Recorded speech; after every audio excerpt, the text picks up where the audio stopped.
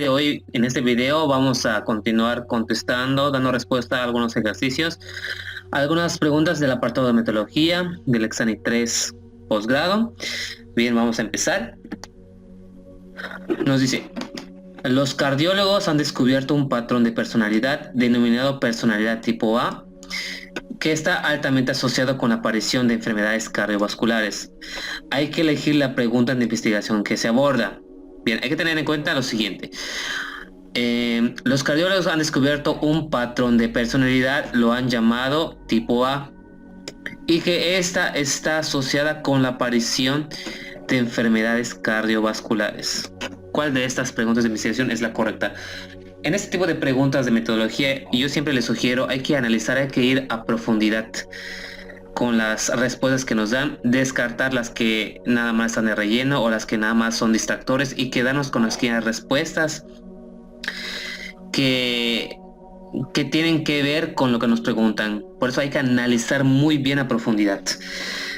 Bien, ¿qué pregunta? ¿En qué consiste la personalidad tipo A? No nos están diciendo. La pregunta no puede ser en qué consiste la personalidad tipo A, hay que ir más allá, no hay que quedarse en lo superficial. ¿Qué papel juegan las enfermedades cardiovasculares en la personalidad? No. Quizás eso se puede abordar en el marco teórico, pero no para una pregunta de investigación. ¿Cuáles son las enfermedades cardiovasculares más frecuentes? También esto no viene siendo una pregunta de investigación, sino más bien puede incluirse en el marco teórico, en la revisión de la literatura, pero para una pregunta de investigación en este caso no. La respuesta correcta es el inciso D.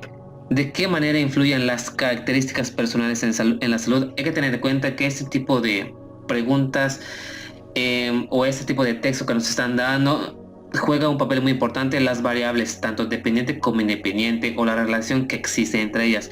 Por eso la pregunta tiene que ir relacionada a ello.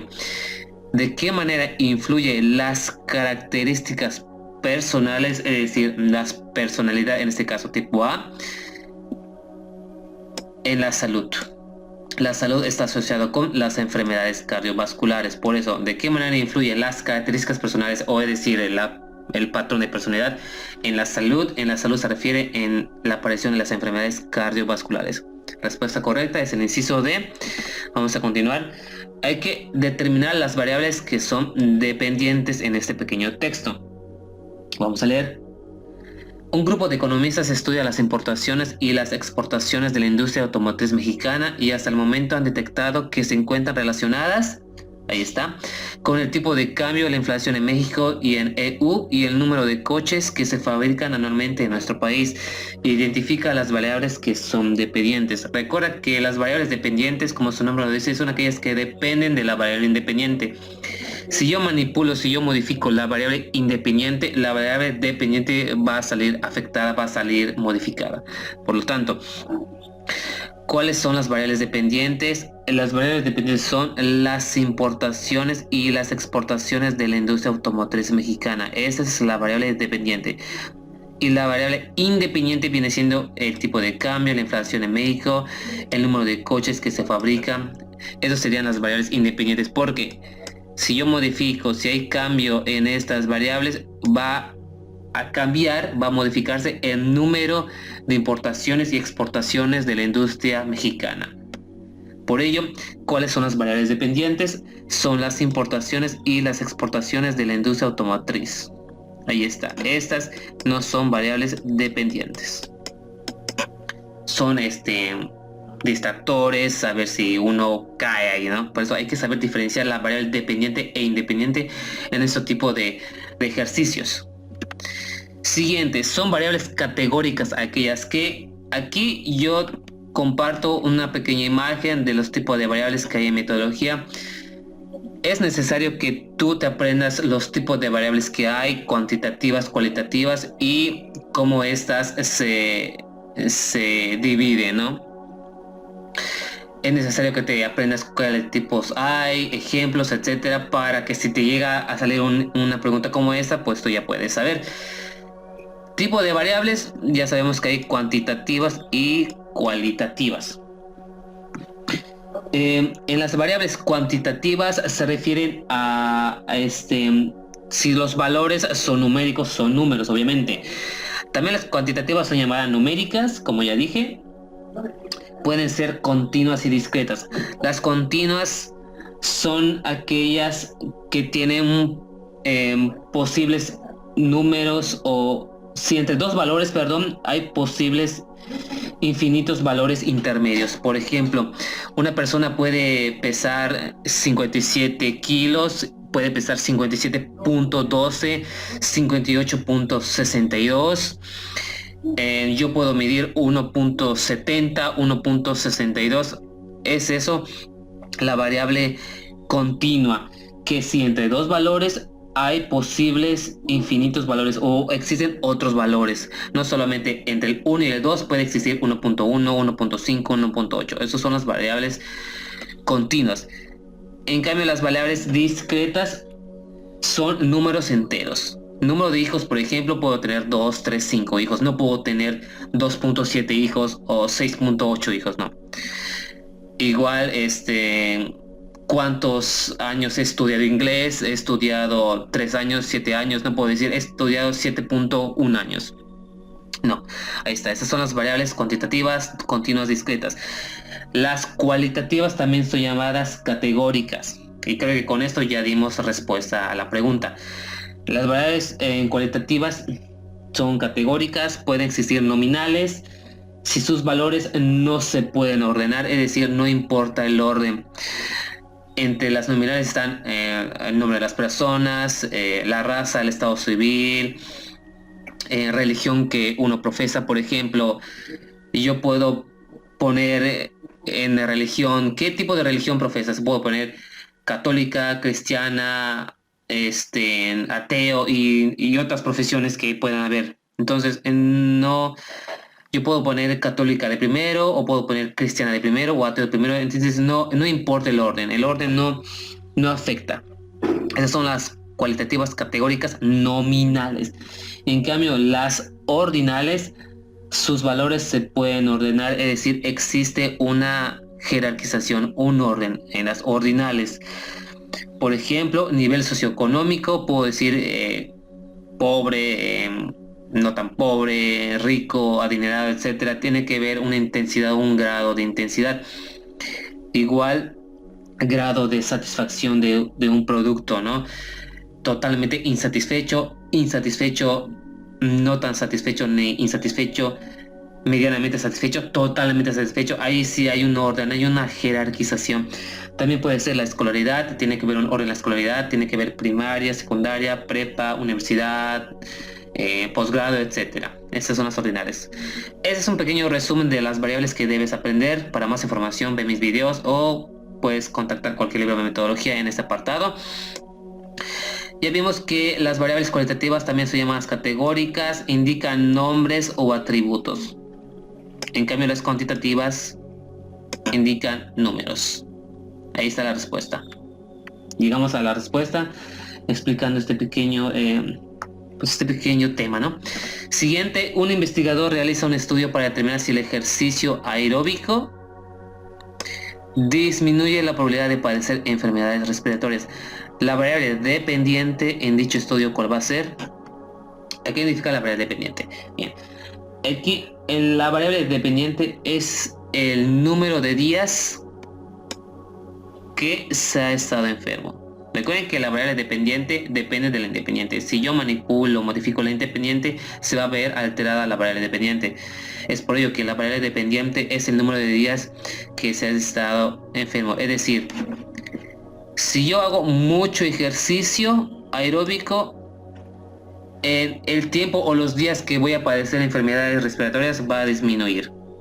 Si yo hago poco ejercicio aeróbico, por consiguiente voy a tener más probabilidad de días de padecer enfermedades respiratorias o de estar enfermo. Es por ello que el número de días que se ha estado enfermo va a depender de qué tanto hago ejercicio aeróbico. Es por ello que la variable dependiente es el número de días que se ha estado enfermo. Siguiente, relacione cada tipo de investigación con su ejemplo. Aquí nos dan 3 tipos de investigaciones, características de cada una de ellas. Hay que identificar qué tipo de investigación le corresponde a qué característica. De nueva cuenta, yo tengo videos donde ya expliqué los tipos de investigaciones, algunas características de ellos. Te invito a ver esos videos. También lee cualquier tipo de metodología y vas a ver un apartado de esto. Te digo, apréndete la teoría, definiciones, ejemplos, características de las investigaciones, de las variables, etcétera, etcétera. Bien. La histórica. La histórica es el número 1. La histórica vamos a relacionarlo directamente con la investigación que nos dice los patrones de crianza de los hijos han estado relacionados con los diferentes momentos, es la clave, con los diferentes momentos por los que ha atravesado la economía. 1D, ahí está, histórica es el D. La descriptiva.